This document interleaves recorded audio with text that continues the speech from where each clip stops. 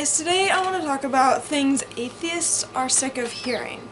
I personally have only been an atheist for about 6 or 7 months now, but I've heard a lot of these things, and some of them I haven't personally heard, but I know other atheists have. I've asked other atheists what are some things that you're sick of hearing, as an atheist, questions that Christians or, people of other religions in general, not just Christians, ask. And I wanted to address some of those.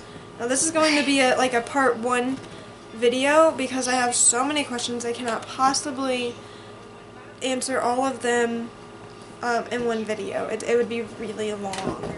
So I'm going to do a few today and then eventually I'll do more. And I'm just going to go down the list that I have. They're in no particular order. They're just kind of random. I don't know how many I'm going to do. I'm just going to do a few until I'm tired of doing them. And then I'll end it and I'll do more later. So number 1, why do you hate God? Or the assumption that atheists are just angry with God. Atheists don't hate God, and atheists are not angry with God. We just don't believe he's real. Number 2, if God didn't create the universe, who did? This question, it's so, ignorant. Just because I don't believe that your God created the universe doesn't mean somebody else had to have created the universe. That's the thing. It didn't have to be made by someone. It just was made. And we have theories, we have ideas of how it happened that we don't know. And that's okay. It's okay not to know something. Science doesn't have all the answers. But neither does religion. Religion thinks it does. You think you know that God created the universe, but you know what? I have a question for you. Where in the Bible does it say that God created the universe? It does say he created the earth and the stars and the sun, but it does not. At least not in Genesis, where it's talking about the creation of the world, because that's not how far I've gotten. Well, that's not how far I've gotten. I'm in Genesis, but I read that part. And it doesn't say that God made the entire universe. It doesn't mention other planets. It doesn't mention other galaxies. It doesn't mention black holes. It doesn't even mention the moon. So, I don't even think that your God even created the whole universe. Even if he did make the earth, it doesn't say he created the universe. The universe and the earth are two different things, and that's what I think a lot of people forget. Also, if you're going to ask me that, I'm going to ask you this. If God created the earth or the universe, whatever you believe, who created God? Or what created God? Where did God come from? Now, the typical Christian answer is he just always was. He just always existed. I don't understand how that's an acceptable answer for Christians or for anybody. It's just there's no answer there. There's no explanation behind it. It's just, oh, he just was always. Can you really even wrap your head around the idea of that? Think about it. Just think. He was just always there. I don't know, just always. How long is always? So I'm imagining God just chilling in heaven by himself for billions of years. Billions and billions and billions of years. And then one day he's like, I'm kind of bored. Let's make shit. Boom! Earth. What? What was he doing all the time before the earth was created? Because, I guess you could say he was making all the other planets and stuff and other galaxies. That could be maybe a good explanation if there was anything to back it up. And there isn't. There's not even anything to back up the idea that a God created the earth. Other than the fact that you just don't fucking know the answers. So you're gonna fill in the blanks with God. That's really what it comes down to. And we, when I say we, I mean we as atheists, we as skeptical thinkers, logical thinkers, we can't accept that. We just can't accept that there's just some invisible guy in the sky who what just always was. It doesn't make sense. It's not a logical thing to even say out loud. So, no, I don't believe it. Okay, number 3. How can you have morals without God? Or, if you don't believe in God, where do your morals come from?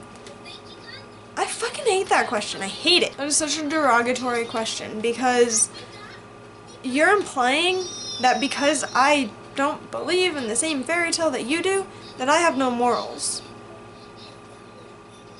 I do have morals. I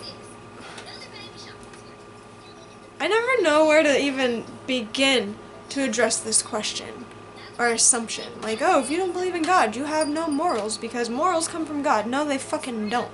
In fact, if you think it's wrong, if you think slavery is wrong, if you think murder is wrong, if you think rape is wrong, then guess what? You have higher morals than God. So, where do you get your morals from? Because it sure as hell isn't from God. Number 4. This is something that comes up a lot when I debate, like, theists. Christians mainly, and I'm not trying to pick on Christians, it's just, I live in America, I live in Arkansas, I live in the fucking Bible Belt, so Christians are the biggest, like, group of people that are around where I live. There's more Christians here than anything else. So that's really what I have the most experience with. And plus, I used to be a Christian. Like, I come from a long line of Christians, and I'm pretty sure that I'm the first, like, open atheist in my family. And it makes a lot of them uncomfortable. I've lost a lot of family members because of it. But anyway, I'm getting off track here. My point is, I'm not trying to pick on Christians because that is my background. It's where I live. It's all around me. So it's kind of forced on me. That's why I talk about it. Anyway, Pascal's wager. The reason I said that is because this can be applied to any religion, and it can be. And for me, when I'm debating people, mostly Christians, when I'm debating Christians, like online, like on Facebook, I'm in some debate groups. I hear a lot of Pascal's wager, which is, you know, basically the assumption that it's better to believe in God just in case, because if you don't believe in God and He's real, then that's going to turn out really bad for you. But you know what? For me, even if, you know, the biblical God is real, I'm okay with going to hell. That's where I'd rather be. I'd rather kick it with Satan and smoke some weed and talk shit about God than hanging out with God. Anyway, Pascal's wager, yeah, it doesn't work. It doesn't work because you can take that and you can apply it to any of the other 4,999 gods that are being worshipped in the world, and it would apply to all of them. It would work for that. But honestly, like, you're just, what was it, Homer Simpson said something like, what if, you know, we're wrong about this God and it's really another God and we're making him angrier and angrier every time we pray to the wrong God. So you know what, if you're going to use Pascal's wager on me, I'm going to turn it around and ask you the same question. Maybe you should believe in all the gods just in case, because if you're going to go with that logic, you kind of have to. You can't dismiss every other god as false without worrying about, you know, what if I'm wrong? If you're gonna turn around and be like, well, what if you're wrong? You should believe just in case so you don't go to hell. It's kind of a hypocritical thing, doesn't work, and no atheist is scared by it, no atheist is moved by it. It doesn't. Save your breath. Don't waste my time. I don't know how much longer I have because the battery in my camera is running low and I'm afraid it's gonna die. We're at number 5. Atheism is a religion. No, it isn't. The definition of religion is the belief in and worship of a superhuman controlling power, especially a personal god or gods. So, in order for atheism to be a religion, we would have to believe in and worship a superhuman or supernatural being, some type of god. And we don't. We don't believe in them. So, by definition, atheism is not a religion. Number 6. America is a Christian nation.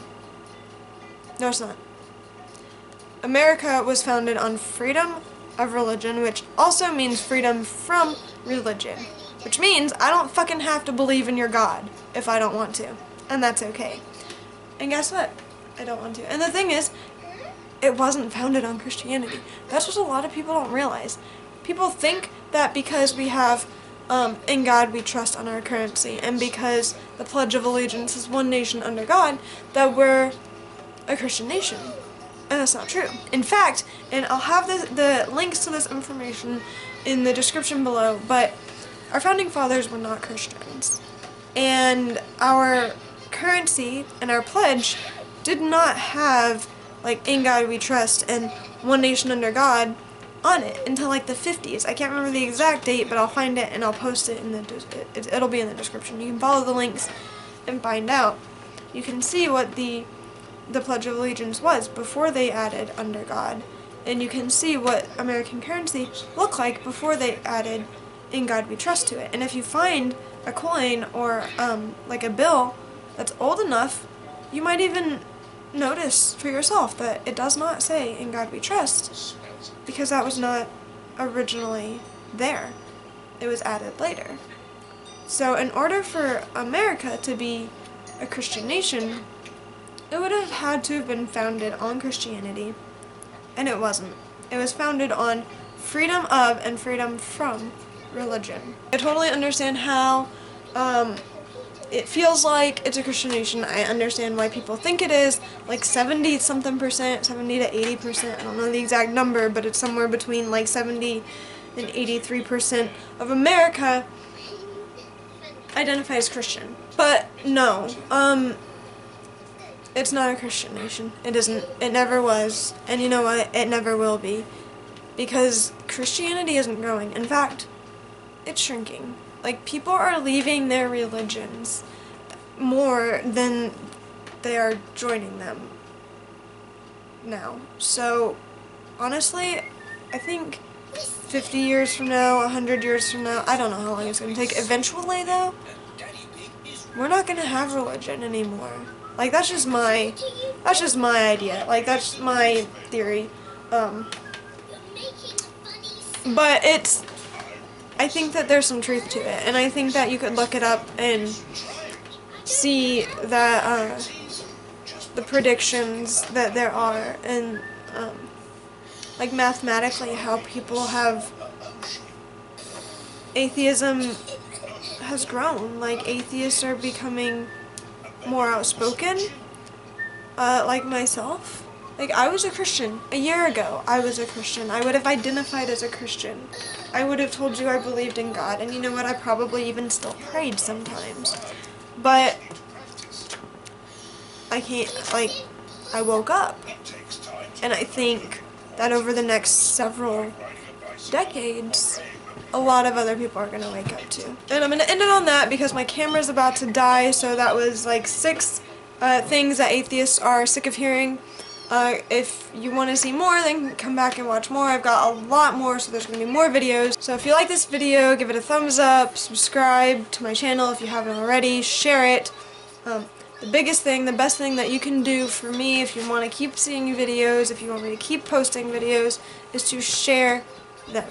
Because the more views I'm getting, the more motivated I feel to make videos. So share them, subscribe, like it, comment, let me know what you think. Also comment, let me know if there's anything that you're sick of hearing. As like, if you're an atheist, what are you sick of hearing?